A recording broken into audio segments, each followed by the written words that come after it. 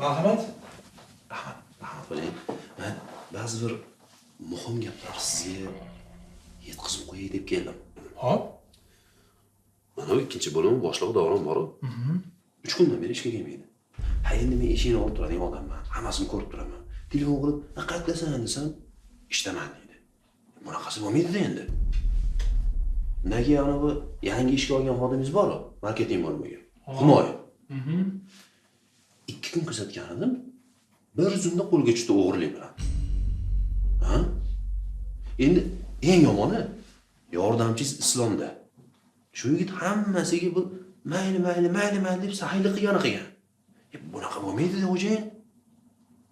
Men tushunmayman, qanaqa odam bular? Qanaqa ishlash kerak axir?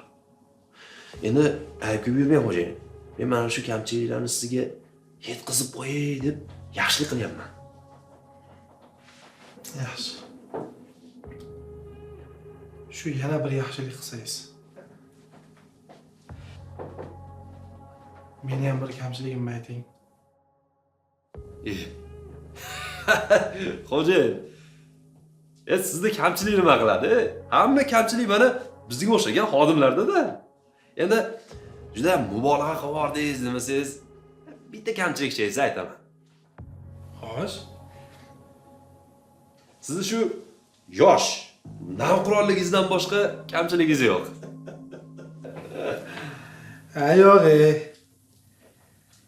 Menda ham kamchilik bor. Yo'q, xo'jayin. Katta kamchilik bor. Qanaqa kamchilik? Sizni ishga olganim. Tushundingizmi?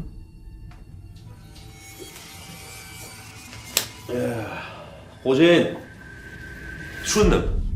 Mana aytdingiz-ku, bittada tushundim. Boshqa umuman takrorlanmaydi, xo'jayin. Faqat iltimos, oyligimdan kesmang, xo'jayin. Bilasiz, bola chaqali odamman. Qo'limga qarab turadi bolalar. Tagimdagi mashinadan boshlab uyimgacha hammasi kreditda. Uyim ichidagi hamma texnika kreditda. Faqat iltimos, holimga rahmingiz kelsa, xo'jayin, tavba qildim. Boshqa umuman takrorlanmaydi. Erkaklik va'dasini beraman, xo'jayin. Zafarbek. Bu kompaniyada sizga o'xshagan odamlarga bitta ham ish yo'q. Arizani kotibda qo'llang. Meni muhimroq ishlarim bor.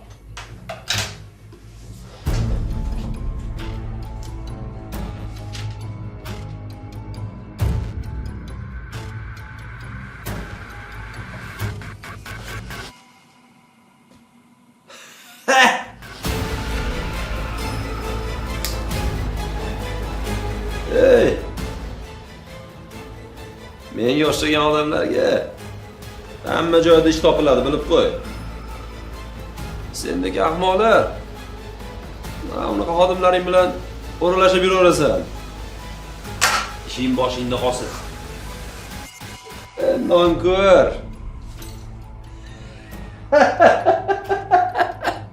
Yaxshilikni bilmagan odam ekansan. Boshliq.